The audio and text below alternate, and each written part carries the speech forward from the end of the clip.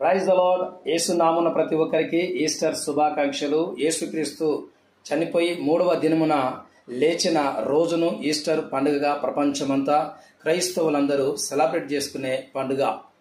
మరి దానికి ముందుగా గుడ్ ఫ్రైడే పండుగ జరుపుకున్నాం. శుక్రవారం దినమున ప్రత్యేకంగా యేసుక్రీస్తు ప్రభు గొల్గొతా కొండ మీదికి వెళ్తూ 39 కొరడా దెబ్బలు తింటూ మండు టెండలో శిల మీద వేలాడబడినప్పుడు ఆయన ప్రపంచానికి మానవాళి మొత్తానికి నేర్పించాలనుకున్న 7 మాటలను ధ్యానించున్నాం. మొదటి మాట మరోసారి గుర్తు చేసుకుందాం. మొదటి మాట, తండ్రి వీరేం చేస్తున్నారో వీరు ఎరుగరు గనక వీరిని క్షమించుమని చెప్పాను. లూకాసు సువార్త 23:34. దాని అర్థాన్ని మనం ప్రాక్టికల్గా గమనించినట్టయితే, ప్రార్థన చేసేటప్పుడు ప్రతి ఒక్కరిని క్షమించగలిగితేనే దేవుడు మన ప్రార్థన వింటాడు. నీ ప్రార్థనకు జవాబు రావాలంటే ఉదయకాలమున ఎవరితోనైనా గొడవ పడినా వెంటనే నీవు సాయంకాలం వరకు సమయాన్ని కనిపెట్టుకొని తిరిగి వారితో సమాధాన పడితేనే దేవుడిని ప్రార్థనకు జవాబిస్తాడని అర్థం. ఆయన శ్రమలు పాలైన రక్తసిక్తమైన దేహంతో తనను కొట్టిన వారి కొరకు ప్రార్థన చేస్తున్నాడు క్షమించమని. నీవు క్షమించగలవా? మొదటి మాట నుంచి నేర్చుకున్న విషయం గమనించండి.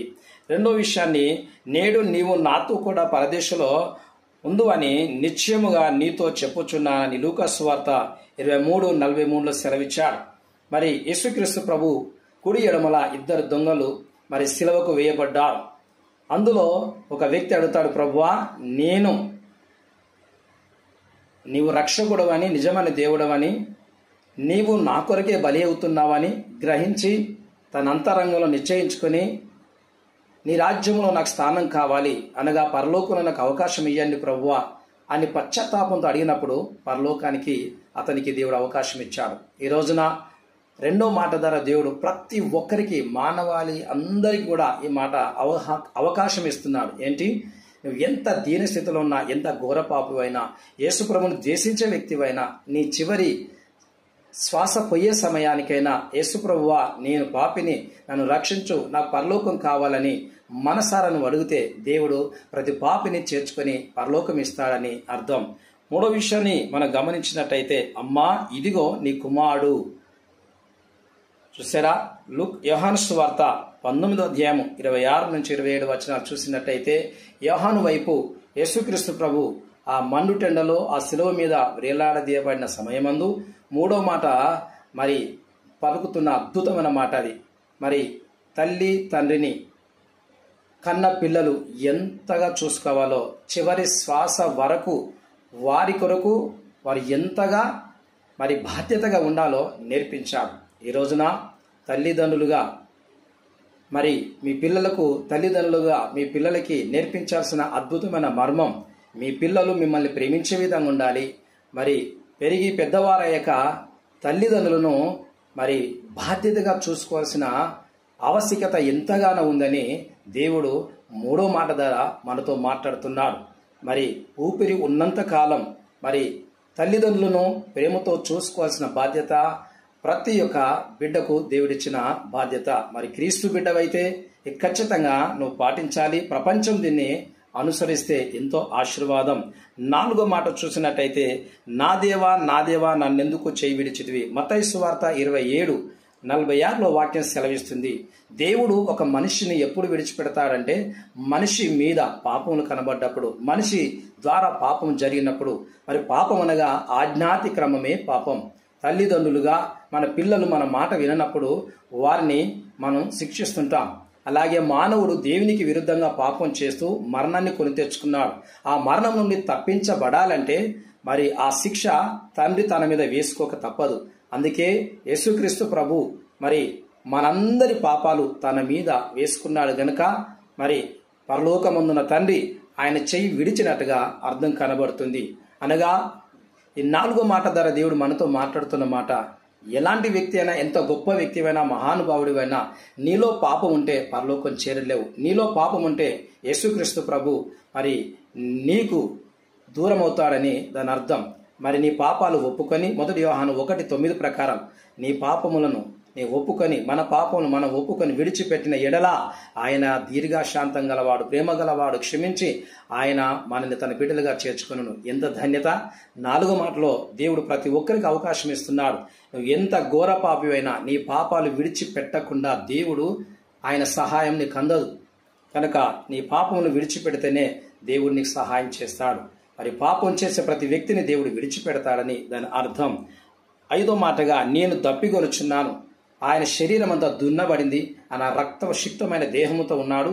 మరి ఆ గొల్గొత కొండపైన భయంకరమైన ఎండలో ఆ సన్ రైజ్ తన శరీరం మీద పడుతున్నప్పుడు ఒళ్ళంతా మరి ఆ నీరు ఆవిరైపోయింది, రక్తం ద్వారా నీరు వెళ్ళిపోయింది. కనుక దాహంతో ఆయన మరి ఈ మాట పలికాడు. దాని అర్థం ఏంటి? ఆత్మను రక్షించడానికి, నరకానికి పాత్రులైన ప్రతి మానవుని రక్షించడానికి దేవుడు యేసుక్రీస్తు ప్రభు మరి మన స్థానంలో ప్రాణం పెట్టడానికి ముందుగా ప్రతి ఒక్కరూ తన యొద్దకి రావాలని, దాహమనగా కొరత ఉన్నది. ఏ కొరత? అది మానవులలో రక్షణ లేదు, చచ్చిపోతే నరకానికి వెళ్తారు, వారందరూ రక్షింపబడాలనే ఉద్దేశంతో వారందరి కోసం ప్రాణం పెడుతున్న యేసయ్య మాట్లాడుతున్న ఈ అద్భుతమైన మాట, తండ్రి దప్పికొనుచున్నాను. ఎవరి కొరకు? నీ కొరకు, నా కొరకు. నువ్వు ఎప్పుడు వస్తావని, ఆయన దేవుడని తెలుసుకుంటావని యేసుక్రీస్తు ప్రభు దప్పికొనుచున్నాడు. మరి మనకేంటి లెసన్?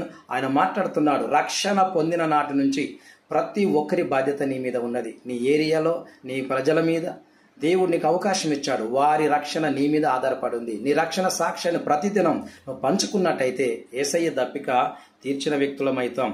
6వ మాట చూసినట్టయితే ఆయన వాక్యం సెలవిస్తుంది, సమాప్తమైనది. యోహాను సువార్త 19:30. మరి దప్పికొనుచున్నాను. యోహాను సువార్త 19:28. మరి 6వ మాట చూసినట్టయితే ఏం సమాప్తమైనది? మరి వేదాలలో పలు గ్రంథాల్లో ఆయన గురించి రాయబడిన ప్రతి మాట, లోకానికి ఒక రక్షకుడు రావాలి, ఆయన ప్రాణం పెట్టాలి, చనిపోయి తిరిగి లేవాలి, మరి సర్వ పాప పరిహరు రక్త ప్రోక్షణం ఆవశ్యకం, తదరక్తం పుణ్యదాన బలియాగమనే శ్లోకము నెరవేర్చబడిందా ఎవరిలోనైనా అంటే ఎవరిలో లేదు, యేసుక్రీస్తు ప్రభులో నెరవేరింది. ఆయన గురించి మరి పాత నిబంధన భక్తుల ద్వారా, ప్రవక్తల ద్వారా పలకబడిన ప్రతి మాట మరి యేసుక్రీస్తు ప్రభు తండ్రి చిత్తాన్ని నెరవేర్చుటకు వచ్చి ఆ లేఖనాలని సమాప్తం చేశాడు, నెరవేర్చాడు.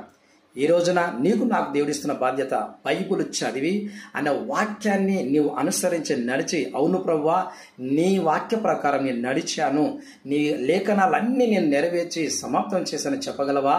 ఆయన వాక్యాన్ని అనుసరించి తండ్రి చిత్తాన్ని చేస్తే తండ్రి నిన్ను బట్టి సంతోషిస్తాడు. మరి ఆయన లేఖనాలన్నీ నెరవేర్చాడు. ఇప్పుడు ఆయన లేఖనాలు చదివి లేఖనాలను అనుసరించి నడిచినట్టయితే నీలో క్రీస్తు ప్రేమ అనేకులను ఆకర్షిస్తుంది, క్రీస్తు ప్రేమ అనేకుల జీవితాలను మారుస్తుంది. హల్లెలూయా. మరి 7వ మాటగా ఆ యేసుక్రీస్తు ప్రభు పలికాడు. ఏంటిది? తండ్రి నీ చేతికి నా ఆత్మను అప్పగించుకొనుచున్నాను. లూకా సువార్త 23:46. ఏంటి? అవును, భూలోకానికి మరి యేసుక్రీస్తు ప్రభు వచ్చింది తండ్రి చిత్తాన్ని నెరవేర్చడానికి. మరి ఏంటి తండ్రి చిత్తం? ప్రజలను రక్షించడానికి తన ప్రాణం పెట్టాలి, ఎన్ని శ్రమలను అనుభవించాలి, వారి చేతులతో చేసిన పాపాన్ని, వారి కాళ్ళతో చేసిన పాపానికి, హృదయంతో చేసిన పాపానికి మరి నీ శరీరం మీద ఇవన్నీ భరించాలని చెప్పినప్పుడు యేసుక్రీస్తు ప్రభు ఒప్పుకొని ఈ లోకాన్ని వచ్చాడు. వచ్చి మరి నీ కోసం నా కోసం తన ప్రాణాన్ని మరి తండ్రికి అప్పగించాడు. తండ్రి వీరేం చేస్తున్నారో అన్న మాట చూశారా? తండ్రి తన శ్రమలలో కూడా తండ్రికి ప్రార్థించాడు. తన ముగింపుకు మరి ఆయన మాట్లాడిన మాట, తన ఆత్మను తండ్రి నీ చేతికి నేను అప్పగించుకొనిచున్నాను. మన జీవితకాలం అంతా బ్రతికిన అన్ని రోజులు అయ్యా నీ చిత్తానికి నేను అప్పగించుకొనిచున్నాను, నా ఇష్టం కాదు, నా చిత్తం కాదని ప్రతి ఒక్క యేసుక్రీస్తు ప్రభు శిష్యుడు, ప్రతి ఒక్క విశ్వాసి నిలబడాల్సిన బాధ్యత ఉన్నది. తండ్రి ఆజ్ఞకు లోపడాలి. ఈ రోజున మరి ఎవరు ఆత్మీయ తండ్రి అనగా సంఘ కాపరి. మరి లోకంలో ఆత్మీయంగా నిన్ను నడిపించే నాయకుడికి నువ్వు లోబడి నమ్మకంగా నీ ఆత్మను కాయుచున్న సేవకులను దుఃఖపరచకుండా నువ్వు జీవించినట్టయితే 7వ మాట నువ్వు నెరవేర్చినట్టే. హల్లెలూయా. మరి ఆయన నీకిచ్చిన కాపరిని వదిలి నీ ఇష్టానుసారమైన చోటుకి వెళ్తున్నప్పుడు ఆయన సేవకుడు నీ కొరకు చేసిన ప్రార్థనలు గుర్తుకు రావడం లేదా గమనించాలి. ఆయన వాక్యం ద్వారా మాట్లాడుతున్నాడు. 7వ మాటలో ఆయన మాట్లాడిన మాట గమనించారా? 7వ మాటలో తండ్రి నా ఆత్మ నీకు అప్పగించున్నాను. ఈ రోజున సంఘ కాపరి మాత్రమే ప్రతి ఆత్మల విషయమై లెక్క చెప్పాలి. నువ్వు ఏ సంఘంలోనైతే మరి నువ్వు బాప్తిస్వం పొంది రక్షింపబడి ఆ పరలోక దర్శనం పొందుకున్నావో మరి ఆ సంఘంతో ఆ నాయకులతో కలిసి నువ్వు నడుస్తున్నావా గమనించాలి. పరిశుద్ధాత్మ దేవుడు మాట్లాడుతున్నాడు. ఒకవేళ నీవు వెళ్ళే సంఘ కాపరితో నీకు విభేదాలు వచ్చినా మరి నేను ఆత్మీయంగా బలపరుస్తూ నేను నడిపిస్తున్న నాయకుడు ఒక్కరే ఉండాలి, అనేకులు కాదు, ఒక్క నాయకుడు ఉండాలి. ఆ ఒక్క నాయకునితో నువ్వు కలిసి నడవడము తండ్రి చిత్తం నెరవేర్చినట్టయితే నీ ఆత్మ విషయమై అనగా నీ రక్షణ విషయమై, నీ క్రియల విషయమై, నీ కొరకు, నీ అభివృద్ధి కొరకు ప్రతినిత్యం ప్రార్థించి నీ కొరకు కన్నీళ్లు కార్చేవాడు ఆత్మీయ తండ్రిగా ఉన్నాడు. హల్లెలూయా. ఈ 7 మాటలు మన నిత్య జీవితంలో ప్రతిదినం ప్రాక్టికల్గా మనం చేస్తే ఆయనతో కలిసి మన పునరుద్ధానంలో కనబడతాం. మరి ఈస్టర్ దినం అనగా యేసుక్రీస్తు ప్రభు మరి ఆ శిలువ మీద మండుటెండలో మరి 3 గంటలకు మరణించినప్పుడు ఆయన సమాధిలో పెట్టారు. మరి ప్రాణం విడిచాక సమాధిలో పెట్టాక ఆయన చెప్పాడు ముందే, నేను గొర్రెల కొరకు ప్రాణం పెట్టుటకు వచ్చి తిని, అనగా ఉద్దేశం ఏంటనగా నేను మానవాళి కోసం వారి అపరాధముల నిమిత్తం ప్రాణం పెట్టడానికి వచ్చాను, నేను నా ఇష్టముతో ఈ పని చేస్తున్నాను, ఎవరి బలవంతం కాదని చెప్పాడు ఆయన. హల్లెలూయా. అనగా మనం ఎంతగానో నిస్వార్థంగా ప్రేమించిన ఒకే ఒక వ్యక్తి యేసుక్రీస్తు ప్రభు. ఆయన ప్రేమించాడు, ప్రాక్టికల్గా నెరవేర్చాడు. లేఖనాలన్నీ నెరవేర్చాడు కనుక ఆయన మరణమును అతన్ని బంధించలేకపోయింది, మనుషులు బంధించలేకపోయారు, రాజకీయం బంధించలేకపోయింది. మానవాళికి మానవత్వాన్ని నేర్పించిన మహానుభావుడు గనక ఆయనకు వర్ధంతి జయంతి లేదు. హల్లెలూయా. ఆయన పునరుద్ధానుడు అనగా మరణము నుండి లేచిన నిజమైన దేవుడు. అదే ఈ రోజు ఈస్టర్ పండుగ కనుక వస్తే ఆయన ఎందుకు లేచాడు, ఎలా లేచాడు, ప్రతి విషయాన్ని క్షుణ్ణముగా మరి సంక్షిప్తంగా సందేశాన్ని మీరు వినబోతున్నారు. దేవుడు నిన్ను ఆ పునరుద్ధాన శక్తితో దీవించును గాక. నీవు కూడా ఆయన పునరుద్ధానానికి పాత్రుగా మార్చబడినట్టుగా నీకోసం ప్రార్థిస్తాను. ఈ దినమున ఉర్దూ భవన్లో జరుగుతున్న ఆరాధనకి తప్పకుండా నీవు నీ కుటుంబంతో కలిసి రావాలని నీ కొరకు నేను ఏచి ఉంటాను, మీ కొరకు ప్రార్థిస్తాను. God bless you all. Easter యేసుక్రీస్తు ప్రభు యొక్క పునరుద్ధాన శుభాకాంక్షలతో మిమ్మల్ని ప్రేమతో ఆహ్వానిస్తున్నాను. విసుగాకండి. ఆయన లేవడంతో ప్రపంచము యేసు ప్రభు దేవుడని మరి గ్రహించాల్సి వచ్చింది. ఎక్కడ చూసినా మరి రుజువు కాని సత్యము, మరణము అతన్ని దాచలేకపోయింది. మరణము జయించిన మహానుభావుడు గనక, మరణ పడుకలోంచి నిన్ను లేపిన దేవుడు గనక నీవు నీ పిల్లలతో నీ కుటుంబంతో తప్పకుండా వచ్చి ఆ జీవంగల దేవిని మరి ఆరాధించడంలో మీరు కూడా పాల్గొనాలని మనవి చేస్తున్నాను. కరీంనగర్ బస్టాండ్ దగ్గర మరి ఉర్దూ భవనం మనం రండి తీసుకున్నాం. మిమ్మల్ని ప్రేమతో ఆహ్వానిస్తున్నాను. తప్పకుండా రండి. 10 గంటలకు స్టార్ట్ అవుతుంది. ఈ ఆరాధనలో పాల్గొని నీవు, నీ పిల్లలు, నీ కుటుంబం దేవుని ఆశీర్వాదానికి పాత్రులు కావాలని ప్రత్యేకంగా ఆహ్వానిస్తున్నాను. God bless you all. Praise the lord.